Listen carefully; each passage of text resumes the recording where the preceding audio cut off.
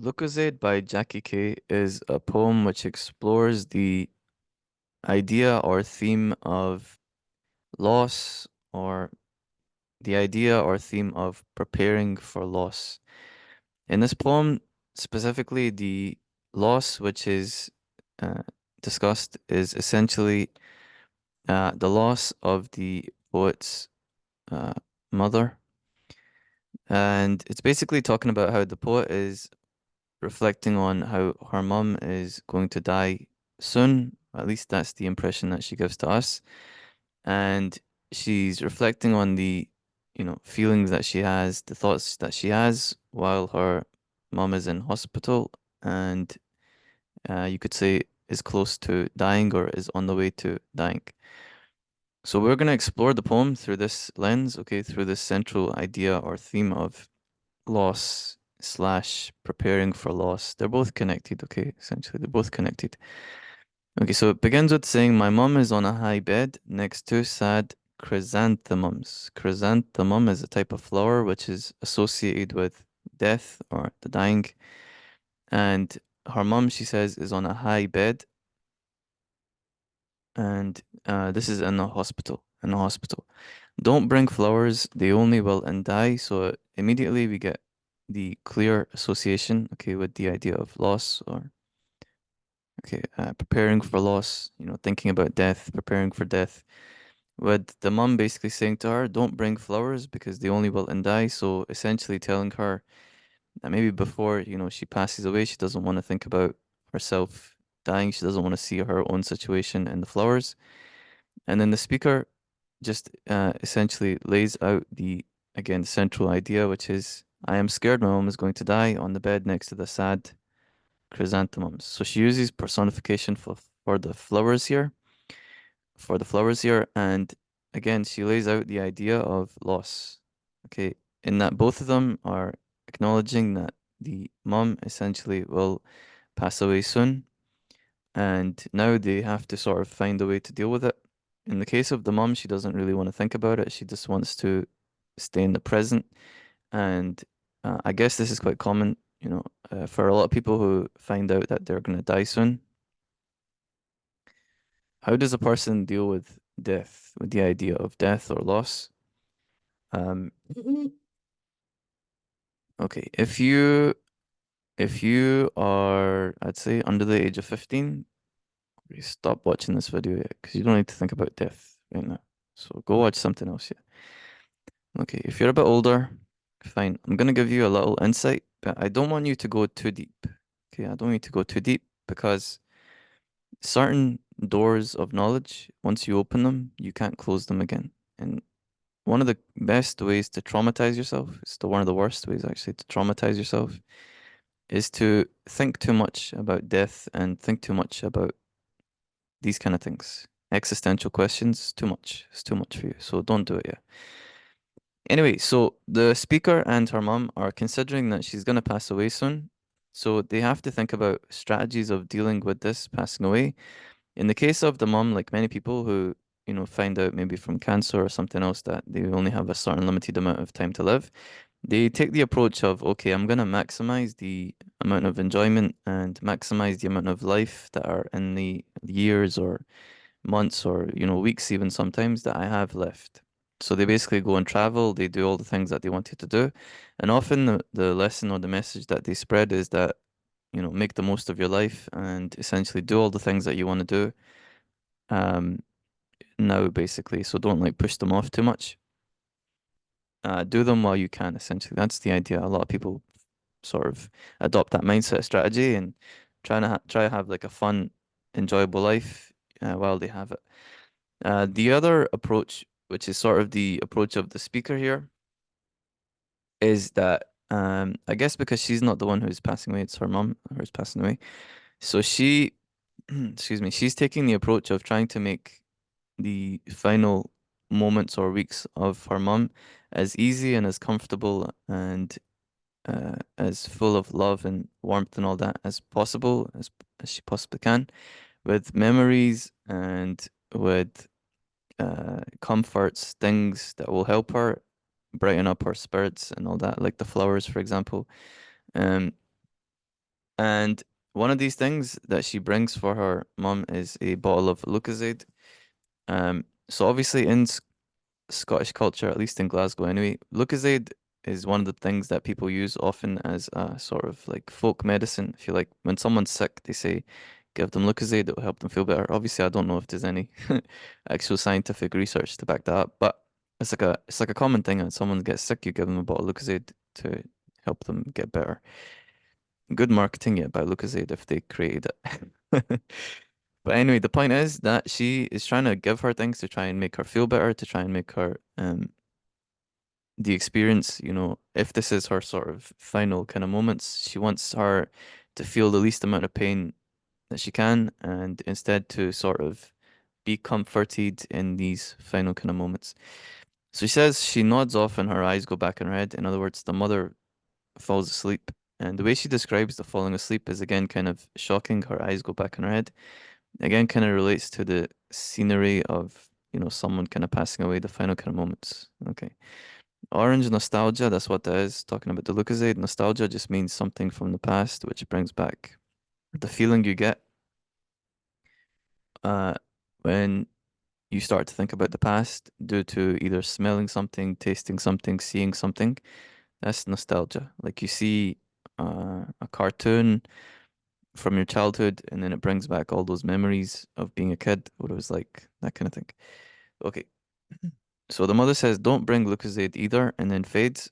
So again, the mother is trying to essentially maximize the amount of enjoyment and maximize the presentness uh, that she can have in the situation. In other words, she doesn't want to reminisce, she doesn't want to reflect, she doesn't want to think about the past, but she just wants to be present right now. So she wants to live completely in the moment, live completely in the now, which again is extremely common. Again, if you listen to people uh, who have the news that they're gonna pass away soon, the future becomes something which they let go of.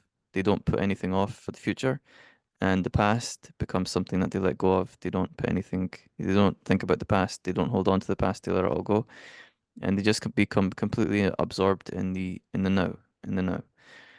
Um. Okay. Anyway, the whole day was a blur, a swarm of eyes. Those doctors with their white lies. Did you think you could cheer me up with Women's Own? Don't bring magazines. Too much about size. So she now basically gets to the point where she doesn't want to be surrounded by too many people, and also she doesn't want to hear from the doctors who maybe they're giving her encouraging news. They're trying to encourage her to keep going. They're trying to tell her don't quit, keep fighting, that kind of thing. And what she's saying is that she sees all these things as sort of lies, basically, that she's accepted her fate, she's accepted what's going to happen to her, and so she doesn't want anyone to try and lie to her about it. She just wants to accept it completely and essentially make the most of it while she can, while she's here. Okay, and another thing that she doesn't want to do is she doesn't want to see, um, excuse me, she doesn't want to see magazines which would make her compare herself to other people. So she's essentially become very t tunnel vision. She's become very sort of completely focused on her own situation, completely focused on her own life, her own self, and on what she can do to make the most, not in a not in a comfort sentimental type of way, but in a enjoyment and pleasure and happiness, immediate happiness type of way. Okay. So she doesn't want to think deeply about anything. She doesn't want to reflect on the past. She doesn't want to think about other people, other people's problems. She just wants to enjoy what she can right now, which she goes into when she says, my mum wakes up groggy and low, so as soon as she wakes up, what I want to know is where is the big brandy? Where's the alcohol? The generous gin, the Bloody Mary, the biscuit tin, the chocolate gingers, so all the dessert. She wants to eat all the dessert she can. She wants all the sweet food. She wants to drink. She wants to get drunk. She wants to live it up, basically. She wants to live it up while she can, while she can. Again, this is one of the, to see the poem from sort of a bigger perspective, it's again the key lens we're looking through the poem, or we're looking at the poem through, is the sort of, I guess you could say, preparation for loss, or you could say attitude towards death. That might be another way to think about it. Attitude towards the end. Um, yes, any of those would be pretty good, yeah. And um, what the mumkin is laying out here is one of the attitudes, again, like I said, towards one of the attitudes towards death, which is not just, it's like I said, it's common amongst people who have found out that they're going to die soon, but it's actually quite common even outside of that. And what it illustrates, in the bigger picture, is the idea of live for the now. Yeah, there's different phrases we have in our culture which kind of capture that. For example, YOLO, which was famous back in the day, some years ago, which was you only live once. And so basically take advantage and do as much as you can right now. Another one which I see quite a lot is what is it? I see girls posting this quite a lot. They say, what do they say? I'm not here for a long time, here for a good time, something like that. The point is that I'm gonna do what I can just to enjoy as much as I can right now, because I don't know, when my time will come, when I'm gonna um, pass on, basically. It's an interesting question. Which way is better? Which way is better? Is it better to be more long term, prepare for the future, think about things in a more long term type of way? Or is it better to just be focused on the immediate present, not really reflect deeply on anything and just enjoy as much as you can right now? It's an interesting question. Personally, I would say it depends what you want. I would say it depends what outcome do you want. I'd say if you focus long term, the benefit of it is that you can obviously stack up resources, you can stack up skills, you can stack up uh, things that you do over time, and essentially you'll have a feeling of growth, fulfillment, meaning over time. But the consequences on the other side of it is you will also delay a lot of things. For example, you'll delay um, immediate like pleasure, immediate fun. You'll miss out on certain things, which because you're taking the long-term approach, it means you'll have to put them off because you're doing other things and you're looking at the future. Also, when you take this long-term approach as an approach to death, essentially, then what you do essentially, you more guarantee that after you've passed away, there will be a lot more evidence that you existed in the first place. In other words, when I'm gone, for example, these videos, hopefully, and the books that I've written, the students that I've impacted, the lectures I've given, etc., the things I've done, the songs I've made, etc., etc. Hopefully, these things will still be here. And if I continue stacking them up, for example, the way that I'm doing,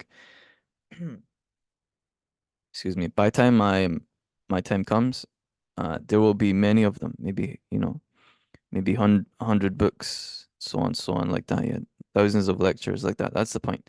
So there, and then that way you kind of give yourself, it's a sort of like a way of immortalizing. You become sort of immortal in a way, in the sense you don't really die. It's like you sort of live on, like the great musicians and great artists, great writers, and so on. They don't really die yet. They still, in a sense, they still exist.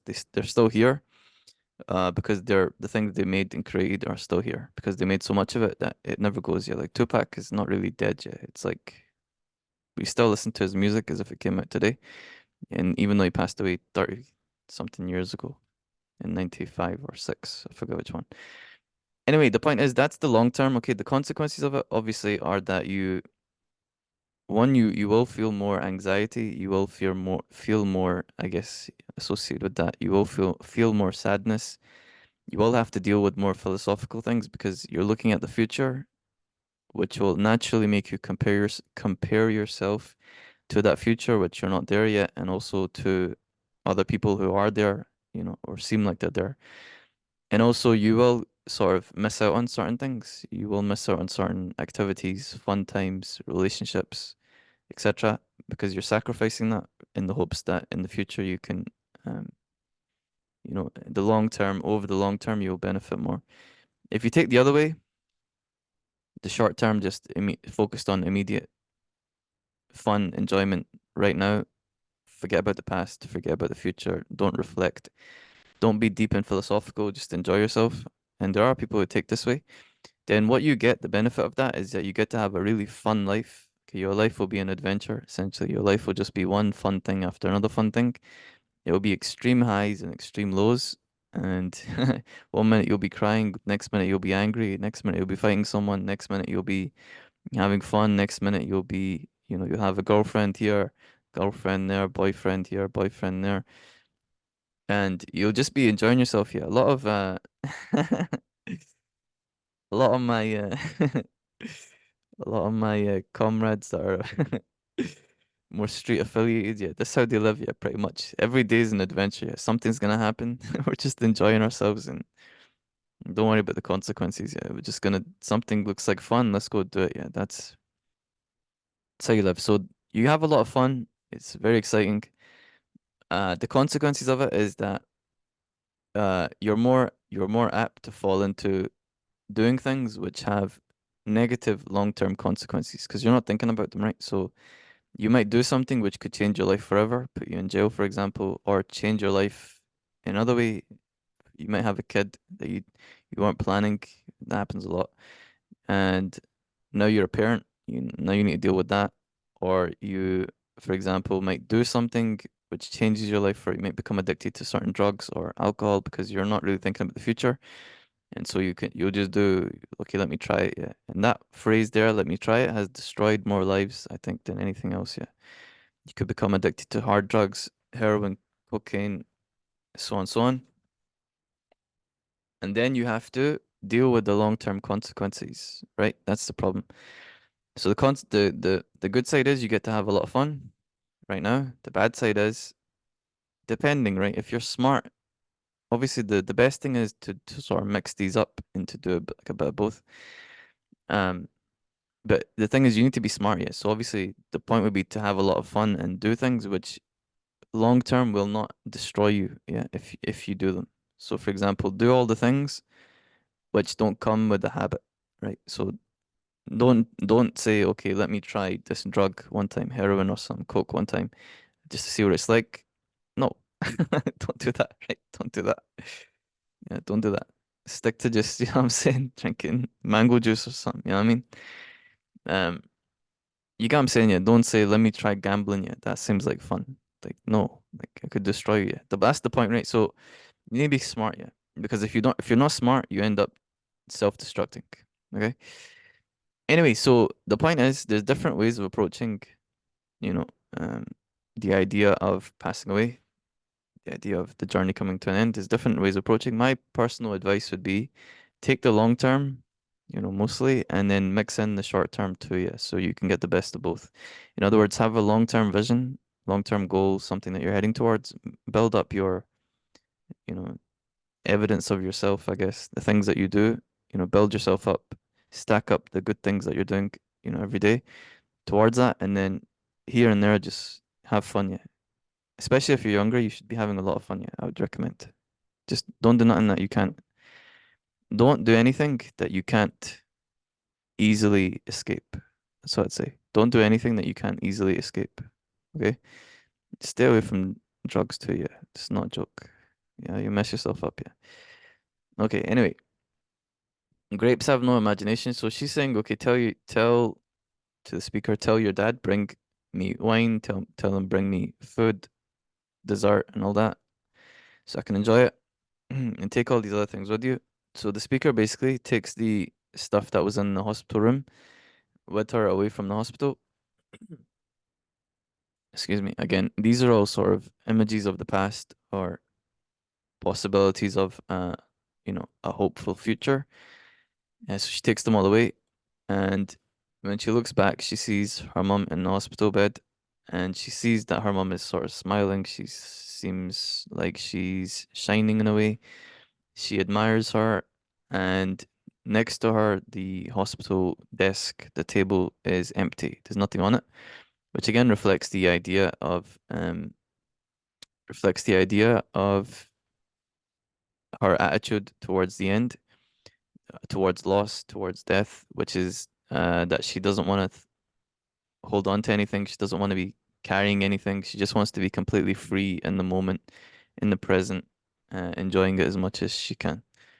Okay, and then the speaker goes home. The orange nostalgia here is the Lucozade. So she goes home while singing a song. Okay, good. So that's the poem.